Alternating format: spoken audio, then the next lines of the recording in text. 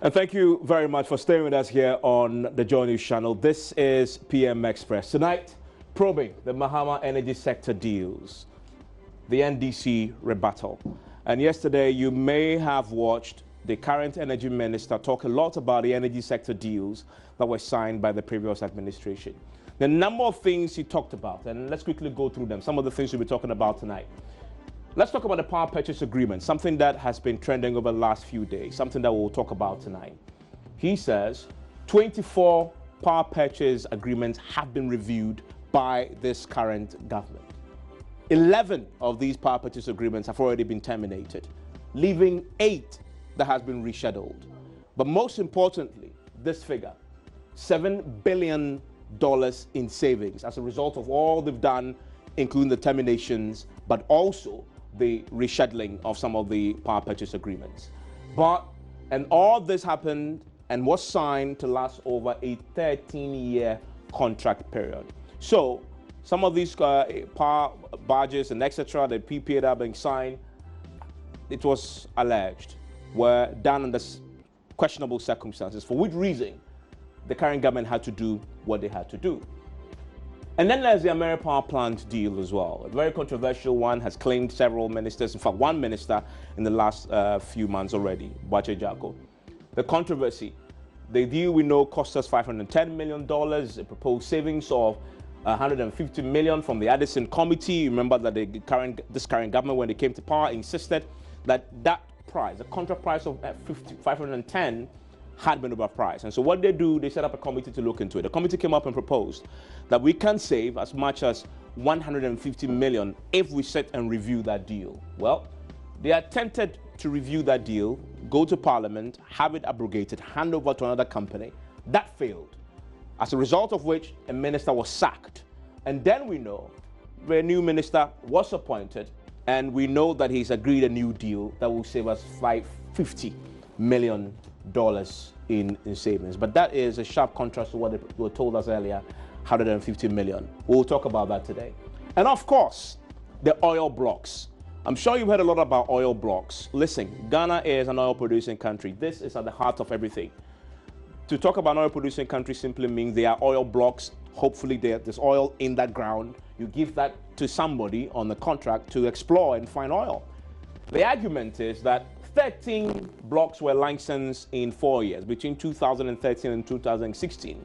However, none of these oil blocks that were licensed met the minimum work requirements that's specified under the law, and none had produced anything. No discovery, no activity for 13 of these blocks so far. And now we're hearing from the minister yesterday that 13 licenses pending termination. They will be terminating these blocks. But the question really is, why is this the case? The minister suggests that people were given blocks, distributed blocks, without due diligence, without considering the capacity of these companies to actually explore and find the liquid gold. And that is why they're going to terminate, because you can't give them the blocks, they sit on it. He calls them speculators. We'll be delving into all this here on PM Express. Stay with us. After the break, my guest is seated. I'll introduce him. We'll get into the details.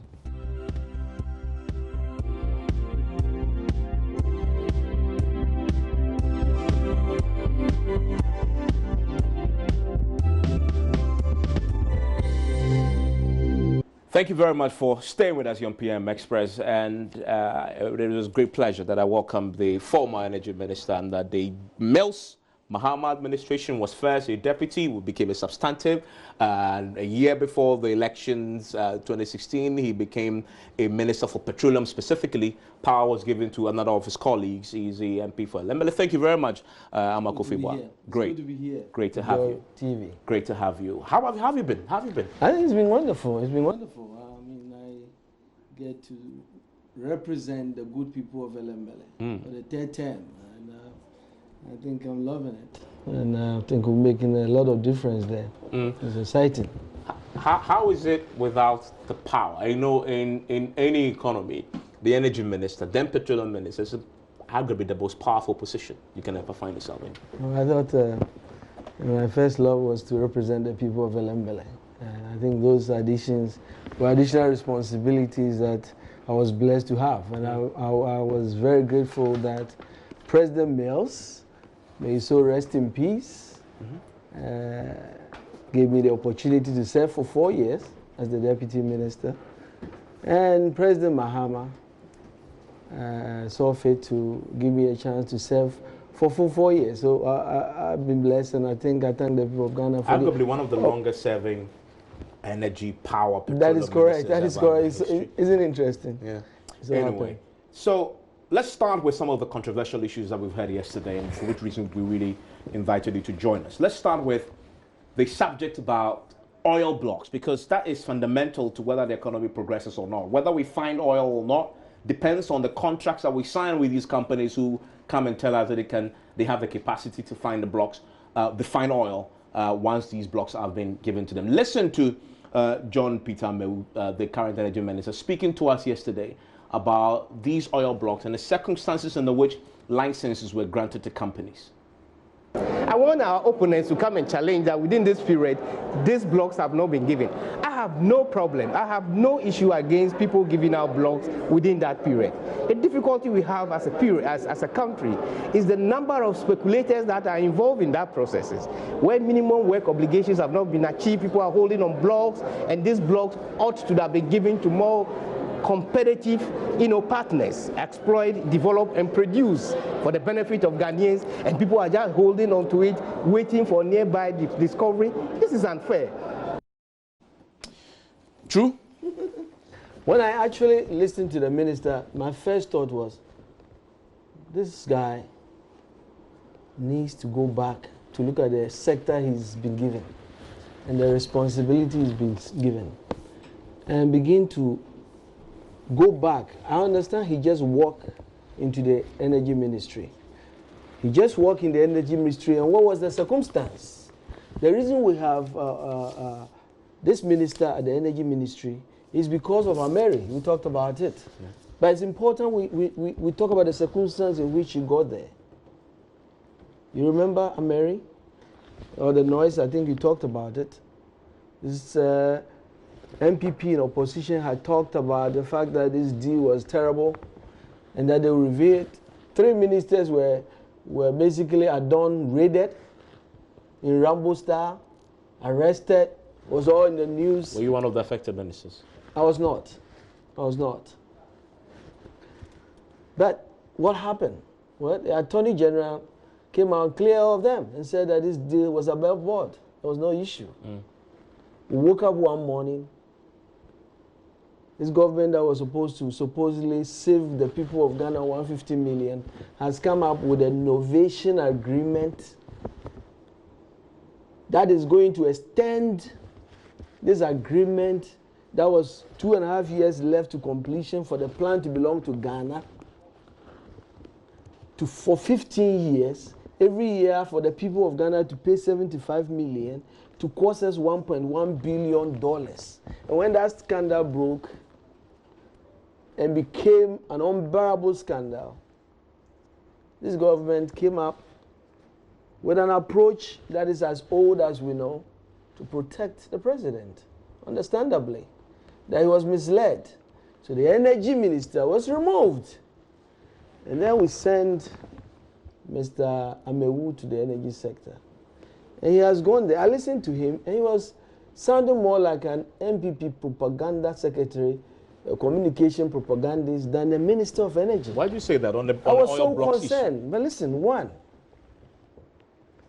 and let me take you back to the energy sector. I spent a little bit of time.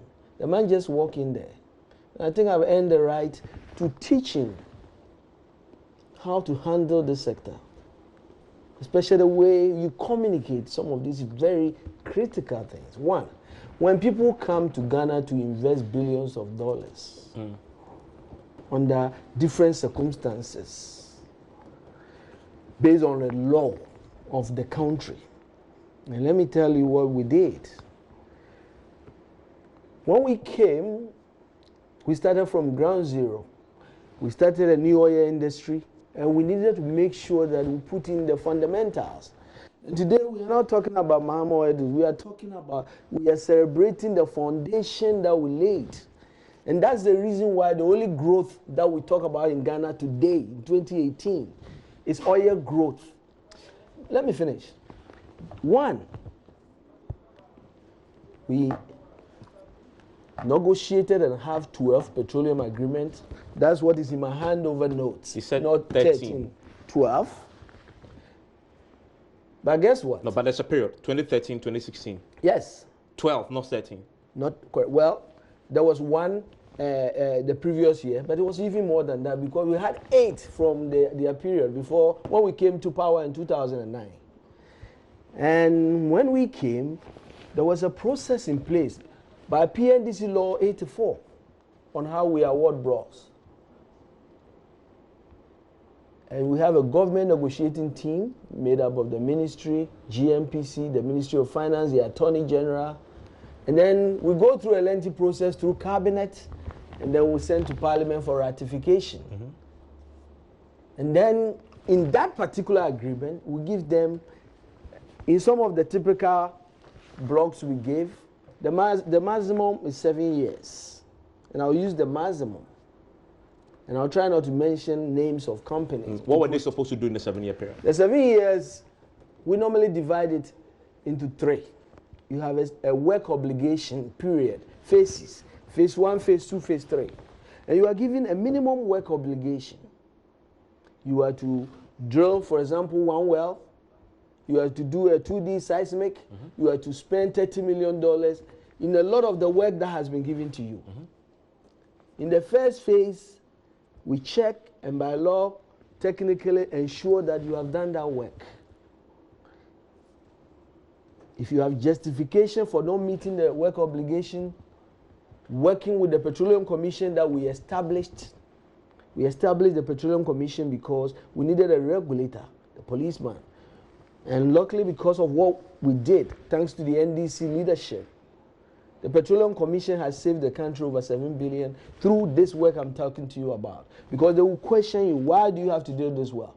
Drill only 1, don't drill 2. And today go to the Petroleum Commission. That place looks like more like a party headquarters. Why do you say that? Let's geoscientists have been fired and replaced. But let me go to interrogate that, but let me go to the substantive issues. The substantive issues. As we talk about even that 12 blocks that he's talking about, Ivory Coast that we are competing with in that same period awarded 21 blocks. No, I think the concern is not about awarding. But let me come. It's about let me count. The substance of them not finding anything because I have gone through the work obligation of all of these blocks that were awarded.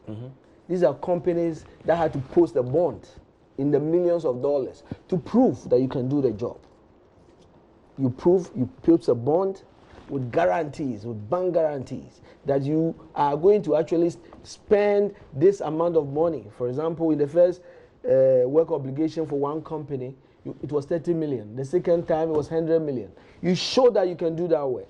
And guess what? During our period, you know how many blocks I revoked? You revoked licenses of blocks. I revoked the licenses of 3 companies. Why? Because they did not meet the work obligations. But you know what? I didn't come on Joy FM to make politics out of it. You know why? Because in this industry, when people are investing billions, follow the law and do the right thing without coming to make noise about it. But if the 3 you terminated didn't meet the minimum work requirements. So you don't need the 12 also, he says, they didn't meet the work requirements. Why didn't you terminate? But you have to go through. Let me show you. I've gone through them. It is not correct. For example, and I can give you specific, in one company, they've drilled the wells as they were supposed to drill. In any event, between 2014 and 2016, something happened. Force majeure, we call it. Which is what? We had a dispute with Côte d'Ivoire. And because of that dispute, the court put an injunction on all petroleum operations in that disputed area. It affected 4 of these companies, okay, including us. And they were not supposed to work. And this is 2014, no, up to 2017. You know, September 2017 is when the Adlos ruling came. We've not even made noise about the steps we took to take our friend Côte d'Ivoire to court and the work we put in. Do you know why we didn't do that? Because we needed to tactically deal with companies. Remember, we have guaranteed these companies that these are our assets.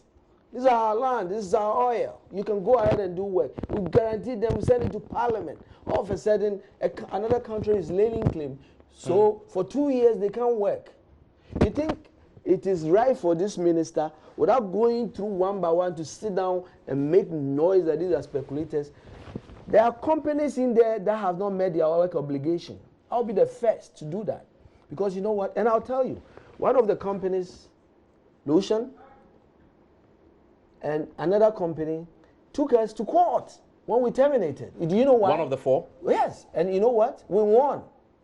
But you see, the reason why we don't come and play political football with these matters is that it will prevent other investors from coming. But you've the president just directed today. The president just directed today. He want more investment. Yeah. The president directed him. But you've made the point that the four of them were affected by the Ivory Coast. No, more than that. I'm saying that you mentioned four. No, the four.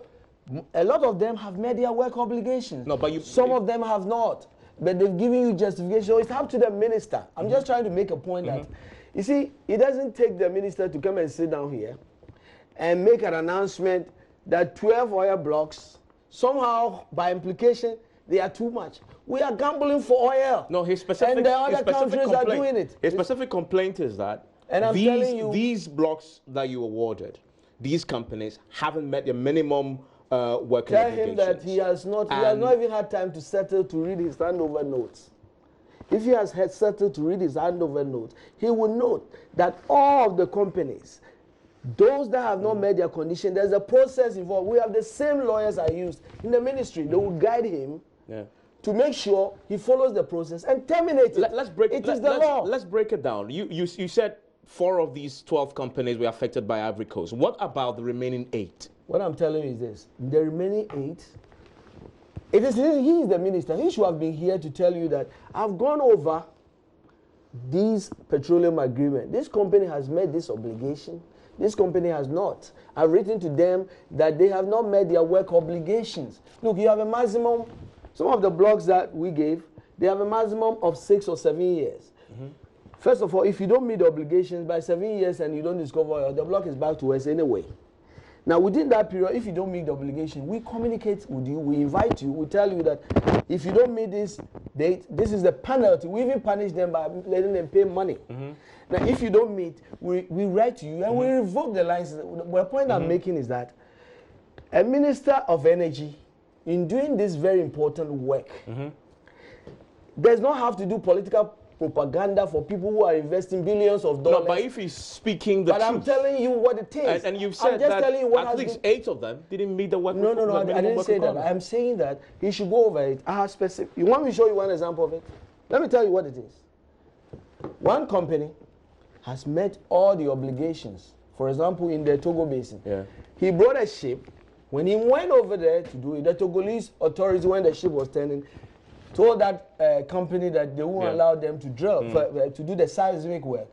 And they wrote to the ministry. They are using that as a justification of why they've not done the seismic. I'm saying, and that's an individual case by case. But you've had at least 4 or 5 years. Case by case basis. I went through this process with Lucian, with other companies, and I'm saying that when I was convinced that they couldn't meet their work obligations, I took the block from them. It doesn't need a president directive for him to do his work. Let's take a quick break. When we return, more on this. Plus, also, we're talking about the power barge that was left at Teba, meanwhile the gas was in the western region.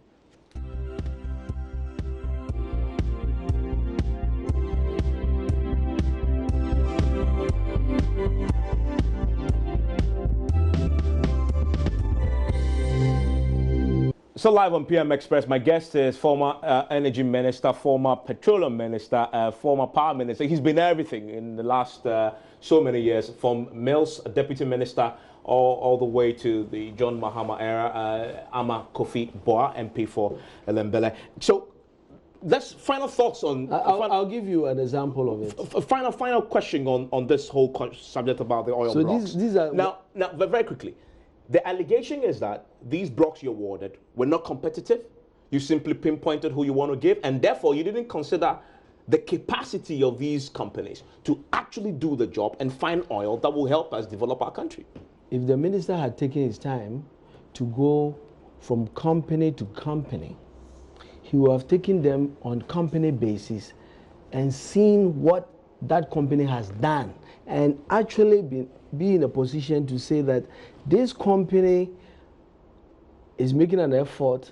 They have not done A, B, C. But we don't want effort. No, it's the work obligation. Let me give you one example. Work obligation has specific things you need to do. These are the companies. I've listed them and I'll leave it with you. But these are the things the companies have done. For example, work done by one of the companies. A seismic and well data licenses from GNPC and PC and Tolo has been analyzed. 7 leads and prospects identified. 7 leads, oil leads. Are you listening? Operator organized data room to bring in a partner to drill. Those were GNPC and the operator are planning a workshop on the well location and drilling. And they've done this in how many years? They've done this in the last, this company had a block in the last 3 years. So they met the first obligation. Yeah, but they've done this for almost 4 years. You're not listening to me. They met the first obligation, which is 2.5 years. I said that it's 7 years. You do 2.5 years, you meet the obligation and you move next. When they move you to the next one, it means you met the first phase. And you spent the money you were expected to spend. There are companies that have not met their obligations. But as a minister, what you do is that when they have not met their obligations. So at least you admit companies haven't met their work obligations. But it is the job of the minister. And I'm telling you that the record I have... To terminate. I did not ask President Mohammed's permission to work because the president has already given me the power. Are you suggesting he is asking Nana Ado's permission? The president today directed them to review and make sure they terminate. But he's the president. But I'm just telling you that the law is clear. The law is clear. Listen, it is the NDC government that said that PNDC law 84 has served this country so well. It is time for us to overhaul this law and make sure we make it more robust and transparent. Why? Because we needed to strengthen the issue of preemption was important. The issue of making sure there's certainty on the years. For example, we used to negotiate with you, give you 25 years. We should negotiate, we'll give you 30 years. In this new petroleum agreement, which was negotiated, we spent 5 years. And August 2016, we passed Act 919. Yesterday, they launched the bidding round. Do you know why they launched it? To make the process competitive. Do you know why they launched it? Tell me. The only reason why the bidding round has come to Ghana is because the NDC government have passed Act 919, Section 10.3, says that going forward, the issuing of blocks must be done competitively. Three options. 1, the minister, under certain circumstances, can also do direct negotiations. And then our national oil company, if they decide that they've discovered oil in a particular place, we won't even have any competition. We'll give it to them because our country and they work for us. 3 things. So they did a bidding round based on the law we passed. It's taking them when? We passed the law August 2016. It's taking them 2 years. Do you know the regulations that they are required to implement in the law? I'm told. More than 60. I put the minister says the regulations have gone to Parliament. The regulation. He has not even scratched it. But you drafted first regulations. I saw it. We did. Health safety is done. General petroleum. But they have improved with civil society and I'm just simply telling you that there's too much work to do in terms of the petroleum agreement that we've passed. One of them is this bidding round. It is not somehow the MPP's innovation. We have done this work for them. And I want to make another very important point. And that very important point is this. And it's critical. This bidding round, there are issues there. What are the issues? If they had done the regulations, for example, on those who were sitting on a tender, the minister wouldn't have stood up there and announced their names to the world. We are trying to move to another level. The regulations that he's supposed to work on, he has not even done it. That's why I'm saying that this minister needs to take his time. The work has been laid. We've laid the foundation. It's like A guy who has come and his father has laid something for him is rushing. You talk about the minister. He also alleged yesterday that you signed a power barge agreement. In fact, brought in a power barge and left the power barge at Tema when the gas to power the barge was in the western region. I want you to listen to John Peter Mewu. This is recklessly how this country has been positioned. And these are facts and evidence for everybody to see. Look at our gas issues now, the problem we're facing with the Sankofa gas, you know, a demand for gas. When you know very well that Sankofa gas will be coming on board, you went and signed in an emergency power plant agreement and you went and put a car power plant in Tema when there is no means of transporting the gas to Tema. We need to come now and begin to look at methods of relocation. What are you doing with that? Well, we have to relocate the car power to Takoradi. You're moving the car power from Takoradi, from Tema to Takoradi. Precisely, because the car power will be, you know, will be consuming almost 90 million metric standard cubic feet of gas, and that is so huge. But there's no way the car power sitting in Tema can consume that when the gas in Takoradi is stranded. I mean, what motivates them to put this plant in Tema? Your question. What motivated you to put a power barge in Tema when the gas that the power barge needs is in the western region, when you didn't make provision for the transportation of the gas to Tema? I was being very charitable when I said that the minister should take his time and learn.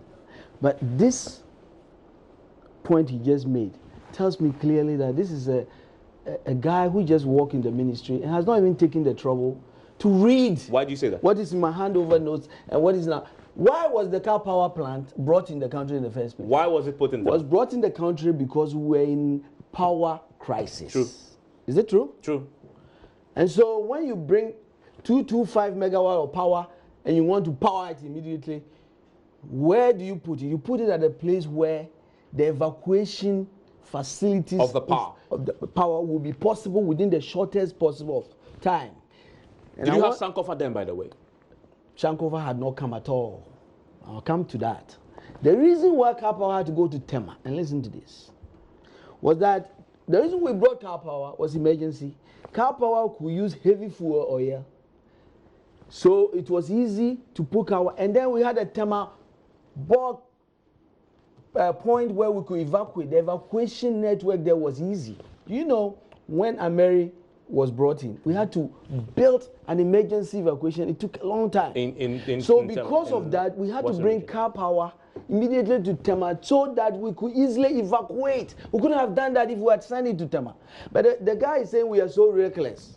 So we brought 225 megawatts of power in our time to February 2016 to Tema. Guess what? February 2017, when he was in power, they took the 225 and brought 450, isn't it? Megawatts. So why didn't they send that 450 to Takoradi? And they brought the same 450 back to Tema. Talking about recklessness. So the current government also had power barges that they put in Tema? I'm trying to make you to understand that I'm not accusing this guy. I say he should take his time. Because the point that he made, he's just trying to discredit his own government. Did you make provision? This government brought 450 power. It was our plan to increase the power barge. Okay? But the reason we brought it there was that we needed to quickly use that power 225. The Sankofa gas had not come. We had projected that the Sankofa gas was going to come July this year. 2018. 2018. And we could get enough time to build the evacuation system. Do you know something?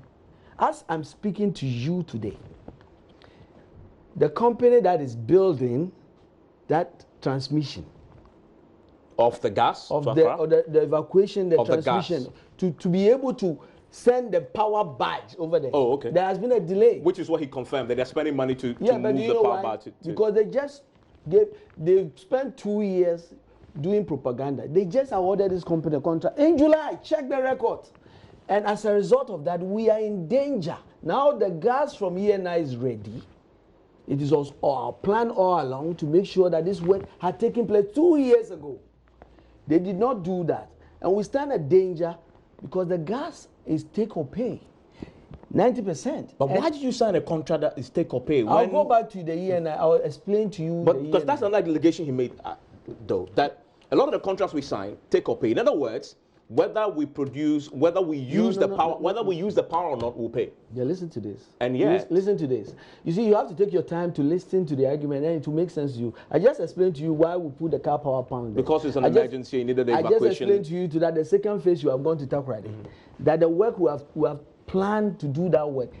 It was their responsibility since they came almost 2 years to have done that work. They failed to do it for 2 years. They just awarded a contract this year. And as a result of that, we are in danger. He's sitting on TV instead of going to deal with these critical issues. Now, let me go back and talk about something else.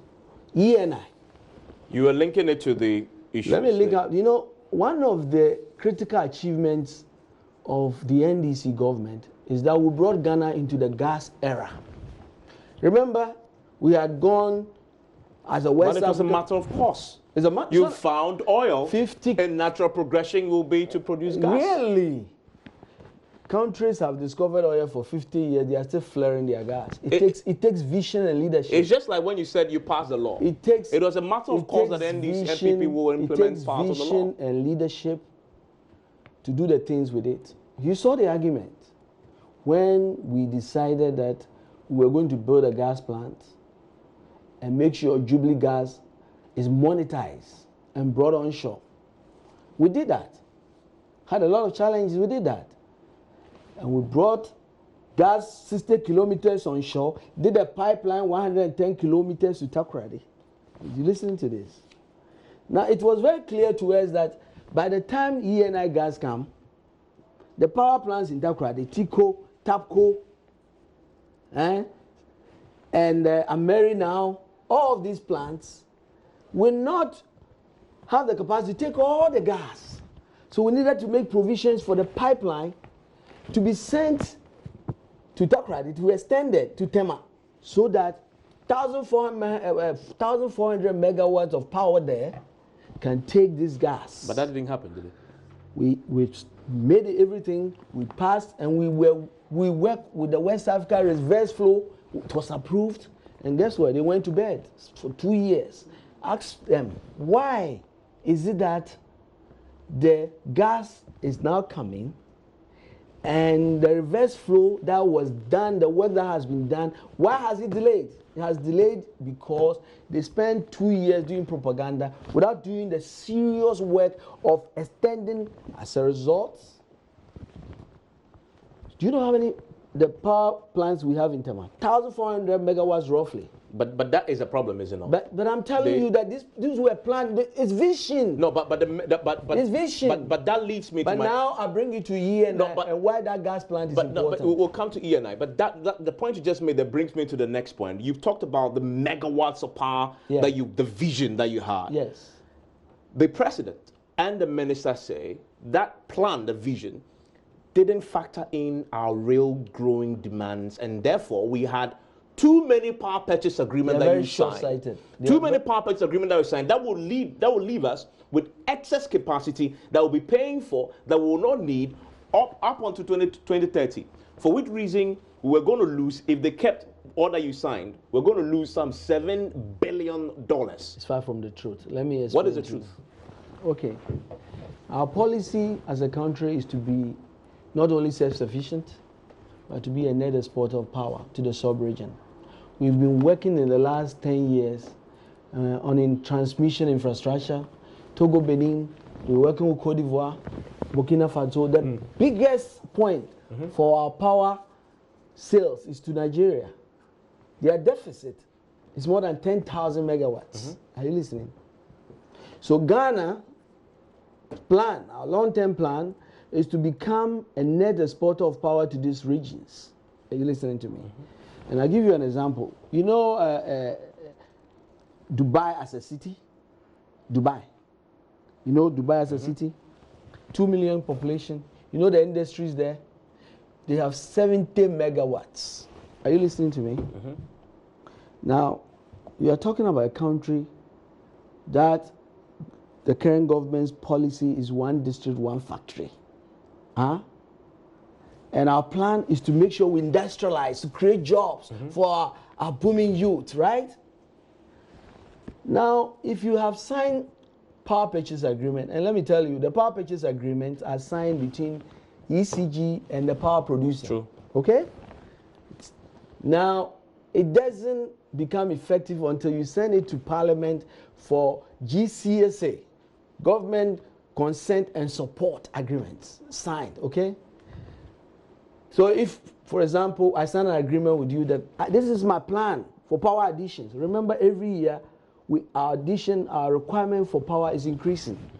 So we will need power additionally every year. The reason we got into do so, one of the problems was because we didn't plan ahead, 20, 30 years ahead. When Osajifo, Dr. Kwame Nkrumah gave us Akosombo, we sounded like they sounded. They were the same people sounding like, oh, Akosombo is too much for our country, this man is wasting our money. They are sounding like him. Now let me explain to you what I'm talking about. The point I'm making is that if I sign an agreement with you and my plan says that you should build your plan in 2 years, and you have not built and I've brought emergency power, you do not have any agreement with me. So the fact that what they are saying there is neither here nor there. They have not saved anything. It's paper they are talking about. PPAs are a sheet of paper. Until that is really formalized and the company start implementation ratified by Parliament, they should tell that we asked them to list the 11 companies, so-called 11 companies. They've not. They brought it. They sneak something on your website and mention 3 companies, and then they say Rotan. That company that is doing whatever energy is actually been rescheduled for 2018 to 2025. This is a question I have. So was that company building a plant and they've read middle ground and you reschedule it? Have they even cleared a bush? So there's nothing like that. I'm saying it's a host. But you make that point. But the power purchase agreement, if you allow them to stay the way it is, you've signed deals. In fact, government is going to spend $400 million on just terminating these contracts. I think that if they spend, there's a cost element to it. If they spend $4 million on paper agreement on people who have signed agreement where to produce power who have not made their obligation, but these the agreement has not been ratified by Parliament that have effect. In fact, if we had a government says, give me the list of the companies. Let's probe into them. It has not come. The committee. Give me the list. The committee they put up said, for example, you talk about excess by long-term planning. They mentioned, for example, that we're going to have excess capacity of 2,887 megawatts by 2020. Where are the plans? Where are they building them? And we definitely will not need that much. We're going to be paying for stuff that will not need. Where are they building those plants? You signed a contract. But I'm asking you, where are they building those plants? They don't exist. For example, there's one company in the PPA, they were supposed to have finished their plants by 2017. Where are they? They have not even started any procurement. So if you come and tell me that you are going to spend Ghana's 400 million to try to make sure you cancel, what are you canceling? That agreement is already cancelled, it's of no effect. They automatically cancel. So this whole idea of PPA savings is a hoax. You wanted to talk about ENI, but ENI, you take credit for ENI, but you talk about leadership, vision. It's taking the current government, they've argued, their vision to see that the likes of ENI, etc., are working within, for example, they've established a register. For the very first time, all these contracts that we are signing are going to be absolutely transparent. I can go there and access, and ENI and co are playing by those rules. Well, I think that we've made a lot of progress as a country on the steps we are taking. And I started off by telling you the long list of legislation that we have passed, all geared towards ensuring that Ghana is an example in Africa in terms of our transparency. You know, today you heard PIAC talk about 400 million plus money that is missing. Do you know why PIAC is able to do that? Because the NDC government had a vision. And we passed the Petroleum Revenue Management Act. In that act, it requires that citizens, not politicians, must probe into how we spend oil money. That's why. So who do you give the credit to? Now, we have passed all this legislation, including Act 919, which really talks about it. But now, let me talk about the gas era that I talked about. for all the excitement of oil, what is really important for us as a country is how we are able to produce indigenous gas. Now, ENI gas is a different type of gas. It's different from Jubilee. Jubilee is associated gas because the gas is associated with the oil. But the ENI gas is a gas that is non-associated with the oil. So we discovered a gas alone. How do you produce that? Because the law says that gas must be produced to supply to Ghana alone. Are you listening to me? Now remember, it's different from selling oil because the world will buy your oil. Now you're going to sell gas to Ghana where we already know that ECG is in financial trouble and can't pay their bills. We need a guarantee, so you know the steps. We did something that no country in Africa has done. We brought the World Bank, IFC, and negotiated the biggest agreement ever. But in that agreement, 7 billion agreement, when it came to the gas price, we said that the price is indicative. Note that word. Indicative. Meaning what? Meaning that this price of 9.8 MMBTU is not a final price. It is going to be based on the cost of the project. ENI has given us numbers that they will spend this work on transmission, they will do this on the FPSO, but we are not taking their word for it. That's why they let's see how much you spent and then we'll So guess what? Last year, so remember MPP in opposition, when Prime Minister Renzi came, they made a press conference telling them that the price of gas was high, and we did a rebuttal and we told them this is not the final price. The price is indicative. So last year, GNPC actually came and said that you were right. We have saved 690 million through the project cost savings. Are you listening to me? Now, this savings, remember that in the agreement, every 100 million savings translates into 55 cents. Okay? Reduction in the price. So let's say that we have 600 million savings. We expected to have $3.30 reduction in this price. So the price will now come back to $6.50. Are you listening to me? Certainly, we don't know what has happened. The diligence that we want this government to ensure that this savings is applied to the gas price, they went to sleep. And but now, let me say that when this government has renegotiated, the minister said that the savings is 7 point. They've brought the gas price down to what? 7.3. Which you have, and we've seen it reflected in the bills that we pay. That it should have been even lower because of what we did. We put indicative prices and we put a formula that allowed the gas price to go down. And I'm just telling you that based on the 690 million. But you say that, but electricity bills never came down under your turn. But let me tell you, electricity bill, don't go there. Never came down under your turn. Let me tell you something. We've seen electricity bill come down on this government, and they say because they renegotiated these bills that you left them. So this government in February, I think you are asking the wrong question. Today you should be telling me that because of reduction in electricity tariffs, you should be telling me that industries are working again, that the teeming youth are getting jobs. We shouldn't be hearing the 1 million job losses between 2017 and 2018. We shouldn't be hearing that Tema Textile is laying off 600 workers, that Accra Brewery is about to lay off 1,500. What is happening? That's the question you should be asking me. Let's talk about something that you started with, in fact, the Ameri power plant deal. And you make the point that one minister was sacked because of that, and John Pitame came in. This is what the current energy minister said about the Ameri power plant deal, the agreement that they've now reached with Ameri for a reduction of the deal that was signed under the supervision of Mr. Marco Buah by reduction by 50 million thereabout. Listen. Not up to 150, but we quite save quite a chunk of money. It's above 50 million thereabouts. Okay. So that's how much you're going to save? Yes, of course. But that is far short of the 150 million we were anticipating. Well, this savings that we're doing now is just for the 2.5 years. And so if we are saving 2.5 years, almost about 60 million. If we had to work behind, we tell you that we should be saving quite close to 100 million. But this negotiation is just for 2.5 years ahead of us. It has nothing to do with all the invoices that were passed and accepted, you know, but we're looking into the future.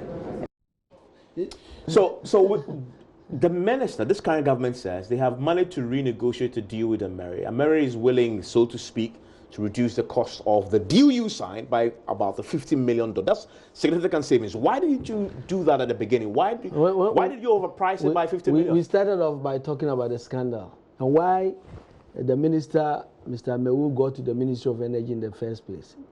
But for the diligence of the minority in Parliament, this country will have been saddled with additional $1.1 billion in extra cost for a plan that will belong to us. How do you spin it like that? When you sign a written agreement, let me make the point. That is now going to save, you're not going to save 50 million. If I were Mr. Amewu, who actually was sent to the ministry under these circumstances, what I would do is I would take my time. The man has not even come to Parliament, engage anybody. He's sitting on TV. He says he's going to cabinet. He's sitting on TV. He has to go to cabinet before he comes to listen, Parliament. but he's sitting on TV, talk cabinet, he sworn an oath. You are taking something to cabinet, you are already making noise that you have already seen. We don't even know what is in the agreement.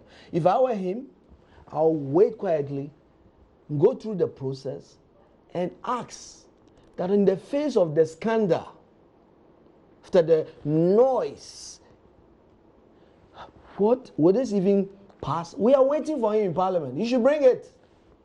But his approach, I think that he probably will take a cue that this is not how you deal with these issues in the oil industry. Before you bring something to Parliament, you sit on TV and blow your horn. But if what he's saying is true, that they've managed to renegotiate about $50 million savings, are you listening then to it me? means that it's true that as the allegation had gone, that it was overpriced. I am very surprised that you even can say anything of credibility when it comes to this issue of Amari. I just told you. These people said they are coming to collect $150 million. The Attorney General just wrote that they've gone through the Amari deal. It's above board. Are you listening to me? Now, he just walked in there. What's the minister? Mr. Jaco? Mm-hmm. In fact, yesterday when he was doing the licensing round. Were you there, by the way? I wasn't there. But you know, there was something that we picked from the industry. And they were watching him. The man didn't even give credit to the former minister who did the work. You know. The president did. The president did. The president did credit. The minister. This is the sector he has gone to.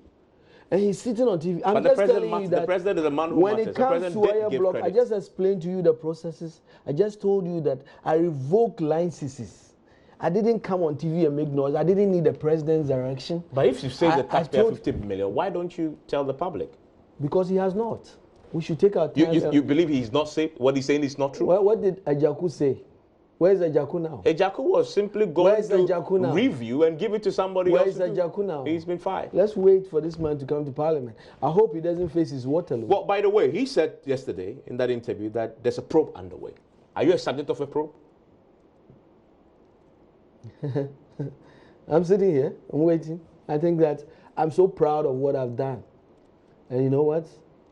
I sleep happily because I loved Ghana and I dedicated myself for working for the people of Ghana and the people of Elembele, and I'll continue to do that. I'm proud. And I think that after 2 years, if this is what Mr. Amewu is going to tell us, then I'm very sorry. I just told you. Nobody has called you by a probe about not once. Nobody has called you? No. Because you know, there's another big scandal that we heard about a few days ago. What is that? Which is helicopters that were bought for Ghana Gas that were being probed, that we're told by the Monetary and Evaluation Minister has been overvalued. Another stupidity. By $100 million. Another stupidity. Let me tell you something. I wasn't going to speak on that, but let me tell you something. And I won't go to the gutters like that. I love this country. And the NDC government and the leadership led by President Mahama, and I watched this man firsthand. He had a close relationship with the president of Ivory Coast. If you want to know the test of a leader, those are the circumstances. And we had an issue where another country, our neighbor, close neighbor, was challenging us threatening 10. The FPSO was about to come, and the choices we had were limited. You know what he did? He did the right thing, and Ghana saved billions of our territory. And that's why I believe he's a visionary leader. Now let me. You've explained what he did, though. You haven't explained what he did. What did he do? I haven't explained. Did he buy the helicopter? Is it? No, I'm coming to the helicopters now. The helicopters are issues of national security. Do you know countries have issues of national security? So you bought it for. Do you know countries have issues of national security? True. You do? Yes. You do? Yes. So you think that there is protection of our oil infrastructure and our security should be a subject of gossip and what do you call it? So you are bringing clarity. The helicopters, 4 of them, were bought I'm for just telling national you, security purposes. To protect our oil installations and to protect our general assets as a country. That's why the negotiation was led by national security, the army, supported by Ghana Gas. Because, you know what? So it wasn't for Ghana Gas? It is for Ghana Gas and our installations there. But you are not listening to me. If you were listening, I'm just telling you that there are issues of national security. And I won't go to I'm just trying to get it clarity. You said national security. I won't go to the gutters with it. But guess what? The helicopters are sitting at Air Force Base. Yeah. And I will advise that if they have a problem, they should go and pick the generals and lock them up. So you bought it for clarity, Ghana Gas or military? Or the Air Force? We bought the helicopters for Ghana. Ghana Gas paid for it.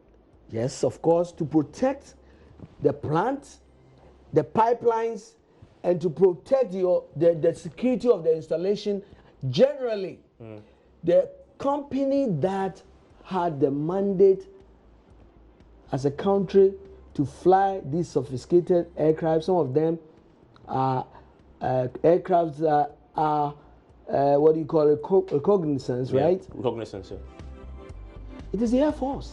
So that's why they were handed over to them. Of course, a ceremony was done. I remember that ceremony. You remember? Yes, I remember that ceremony. So certainly we are forgotten about it. I could talk to your colleague in Parliament say the helicopters you bought for 25 million could have been bought for $8 million. So what are you talking about? He says you. So what is the talking? Just go ahead and lock the people who are involved. Stop the talking. It incensed me. Okay. It incensed me. Why are you not locking the people out? Do that. Stop the propaganda. It won't help anybody. That is Amma Kofi. But I'm grateful that you join us with a lot of insight into all the things in the oil sector. You want to join us again tomorrow? This has been PM Express. My name is Evan Spencer. Enjoy your evening.